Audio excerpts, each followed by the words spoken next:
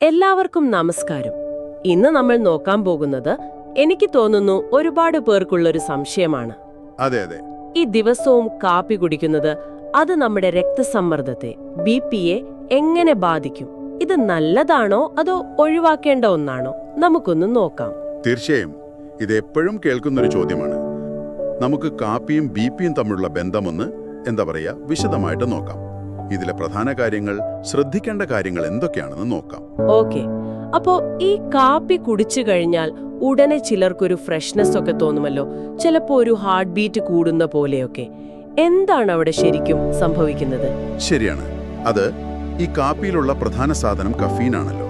അതൊരു സ്റ്റിമുലന്റ് ആണ്. അത് നമ്മുടെ നെർവസ് സിസ്റ്റത്തേക്ക് ഒന്ന് ഉഷാറാക്കും. അഡ്രിനാലിൻ പോലുള്ള ഹോർമോണുകൾ പുറത്തുവരും. അതോടൊപ്പം തന്നെ നമ്മുടെ ശരീരത്തിൽ ഈ രക്തക്കുഴലുകൾക്ക് ഒരു റിലാക്സേഷൻ കൊടുക്കുന്ന, അവയെ വികസിപ്പിക്കാൻ സഹായിക്കുന്ന ഒരു കെമിക്കലുണ്ട്, അഡിനോസിൻ എന്ന് പറയും. ഓക്കെ, കഫീൻ എന്താ ചെയ്യാന്ന് വെച്ചാൽ ഈ അഡിനോസിനെ അങ്ങ് ബ്ലോക്ക് ചെയ്യും. അപ്പോ ആ റിലാക്സ് ചെയ്യാനുള്ള സിഗ്നൽ കിട്ടാതെ വരുമ്പോൾ രക്തക്കുഴലുകൾ താൽക്കാലികമായിട്ട് ഒന്ന് ചുരുങ്ങും. ഓഹോ, അത് കാരണം രക്തസമ്മർദ്ദം കുറച്ചു നേരത്തേക്ക്, അതായത് ഒരു 3 മണിക്കൂർ വരെയൊക്കെ ഒന്ന് കൂടാൻ സാധ്യതയുണ്ട്. ഇത് സ്ഥിരമായിട്ട് കാപ്പി കുടിക്കാത്തവരിൽ കുറച്ചുകൂടി വ്യക്തമായിട്ട് കാണാറുണ്ട്. ആഹാ, അപ്പൊ സ്ഥിരമായിട്ട് കാപ്പി കുടിക്കുന്നവരുടെ കാര്യമോ? അവരില് ഈ പറയുന്ന താൽക്കാലിക വർധനവ് എപ്പോഴും ഉണ്ടാകുമോ? അതാണ് രസകരം. സ്ഥിരമായിട്ട്, എന്നാൽ ഒരു മിതമായ അളവിൽ കാപ്പി കുടിക്കുന്നവരിൽ ശരീരം പതിയെ ഈ കഫേനുമായിട്ട് ഒരു ടോളറൻസ്, ഒരു സഹിഷ്ണുത ഡെവലപ്പ് ചെയ്യും. അപ്പോൾ മിക്ക ആരോഗ്യവാന്മാരായ ആളുകളിലും ഒരു ദിവസം 1-2 കപ്പ്, അല്ലെങ്കിൽ ഒരു 3-4, ചിലപ്പോൾ 5 കപ്പ് വരെ, അത് ഒരു 400 mg കഫീൻ വരെയൊക്കെ ആണെങ്കിൽ അത് ദീർഘകാല അളവിൽ ബിപി കൂട്ടാനോ ഹൈപ്പർ ടെൻഷൻ വരാനോ സാധ്യതയില്ല എന്നാണ് പഠനങ്ങളൊക്കെ പറയുന്നത്.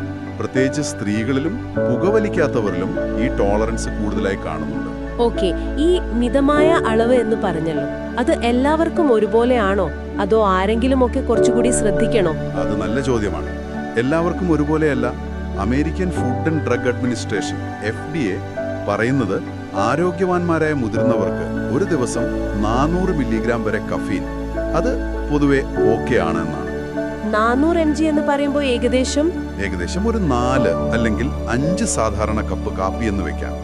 പക്ഷേ ഗർഭിണികൾ ഇത് കുറയ്ക്കണം. ഒരു 200 മില്ലിഗ്രാമിൽ താഴെ, അതായത് 1-2 ചെറിയ കപ്പ്.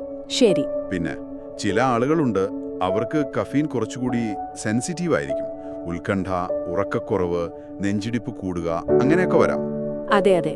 അതുപോലെ ഹൃദയമിടിപ്പിൽ പ്രശ്നമുള്ളവർ, അരിത്മിയ ഉള്ളവർ, പിന്നെ വയറ്റിൽ അൾസർ ഉള്ളവർ, അല്ലെങ്കിൽ കൺട്രോളിലല്ലാത്ത ഹൈ BP ഉള്ളവർ, പ്രത്യേകിച്ചൊരു 160-100 mmHg ഒക്കെ മുകളിലുള്ളവർ ഒരു ദിവസം 2 കപ്പിൽ കൂടുതൽ കുടിക്കുന്നത് റിസ്ക് കൂട്ടാം.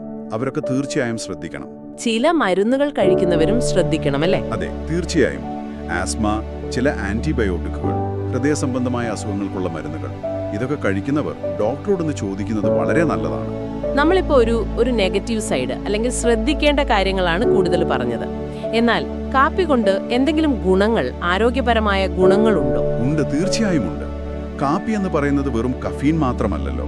അതിൽ ധാരാളം ആന്റി ഓക്സിഡന്റുകളുണ്ട്, പോളിഫിനോൾസ് എന്ന് പറയും. ഇവ നമ്മുടെ രക്തക്കുഴലുകൾക്ക് വളരെ നല്ലതാണ്. ശരീരത്തിലെ വീക്കം, അതായത് ഇൻഫ്ലമേഷൻ കുറയ്ക്കാൻ സഹായിക്കും. രക്തക്കുഴലുകളുടെ ആരോഗ്യം മെച്ചപ്പെടുത്താനും സാധ്യതയുണ്ട്. ഓക്കേ.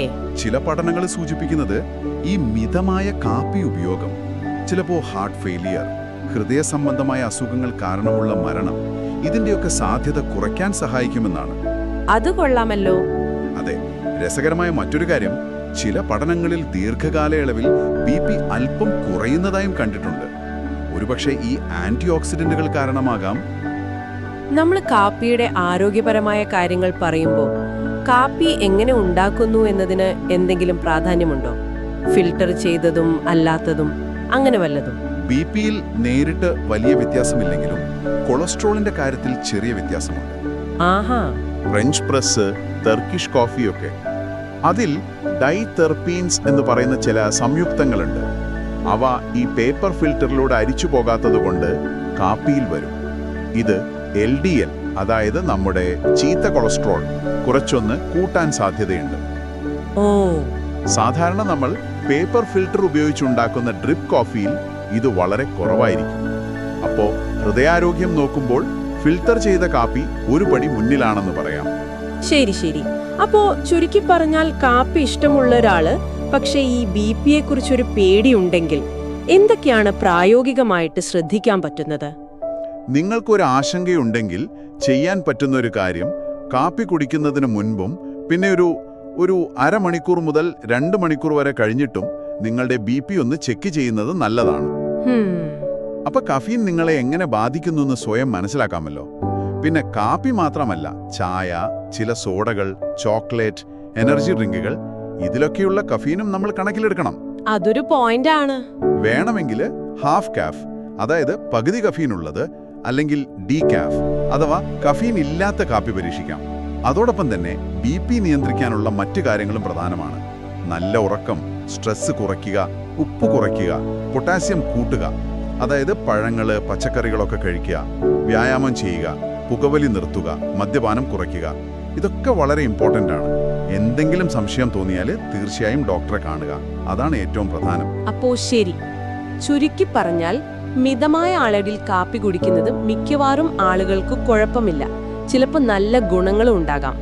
എന്നാൽ ഓരോരുത്തരുടെയും ആരോഗ്യസ്ഥിതി, പ്രത്യേകിച്ച് BP ലെവൽസ്, ഇതൊക്കെ നോക്കിയിട്ട് വേണം തീരുമാനിക്കാൻ. അതെ, അത് വളരെ കൃത്യമാണ്. കാപ്പി ഒറ്റയ്ക്കൊരു വില്ലനോ നായകനോ അല്ല. നിങ്ങളുടെ മൊത്തത്തിലുള്ള ജീവിതശൈലിയുടെ, ഭക്ഷണക്രമത്തിന്റെ ഒരു ഭാഗമാണ്. നമ്മൾ ഈ പറഞ്ഞ ആന്റിഓക്സിഡന്റ് ഗുണങ്ങളൊക്കെ പരിഗണിക്കുമ്പോൾ ഒരു ചോദ്യം ബാക്കിയുണ്ട്, അല്ലേ? ദീർഘകാല ഹൃദയാരോഗ്യത്തിന് നിങ്ങൾ എത്ര കാപ്പി കുടിച്ചു എന്നതിനേക്കാൾ പ്രധാനം ആ കാപ്പി നിങ്ങളുടെ മറ്റ് ആരോഗ്യശീലങ്ങളുമായിട്ട് എങ്ങനെ ചേർന്നു പോകുന്നു എന്നതാണ്. ഇതൊരു പക്ഷേ നിങ്ങൾക്കും ആലോചിക്കാവുന്ന ഒരു കാര്യമാണ്.